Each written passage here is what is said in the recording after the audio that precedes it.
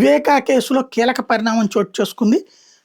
అప్పుడున్నటువంటి circle inspector ఏకంగా ముఖ్యమంత్రి క్షమాపణ చెప్పాలని డిమాండ్ చేయడం.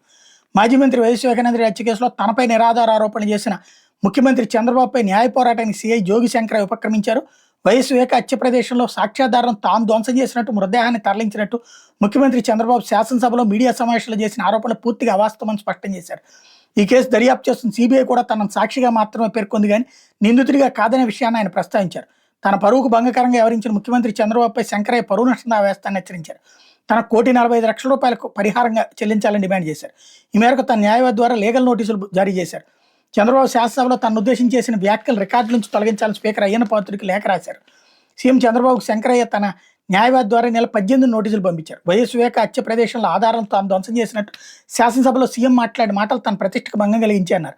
హత్య ప్రదేశంలో తాను రక్తం మరకలు తుడిచినట్టు, మృతదేహాన్ని తరలించినట్టు, పోలీసులు రాకముందే మృతదేహాన్ని ఐస్ బాక్సులో పెట్టి అంత్యక్రియలకు తరలించేందుకు యత్నించినట్టు చంద్రబాబు శాసనసభలో చేసిన వ్యాఖ్యలను ఆయన తప్పుపట్టారు. ఈ కేసును దర్యాప్తు చేస్తున్న సిబిఐ కూడా ఏనాడు తాను ఆధారాలు ధ్వంసం చేసినట్టు అభియోగం మోపలేదన్నారు. సిబిఐ తనను సాక్షిగానే పేర్కొందని కూడా ఆయన ప్రస్తావించారు. ఇక హత్య ప్రదేశంలో ఆధారాలను ధ్వంసం చేసినందుకు వైఎస్ఆర్సీపీ ప్రభుత్వంలో తనకు సీఐ నుంచి డీఎస్పీగా పదోన్నతి ఇచ్చారని చంద్రబాబు చేసిన ఆరోపణ పూర్తిగా నిరాధారం అన్నారు. తాను ఎప్పటికీ సీఐగానే ఉన్నానన్నారు. తన మీద నిరాధార ఆరోపణలు చేసిన చంద్రబాబు 2 రోజుల్లో శాసనసభలోను మీడియా ముఖంగా తన క్షమాపణ చెప్పాలని సీఐ శంకరయ్య డిమాండ్ చేశారు.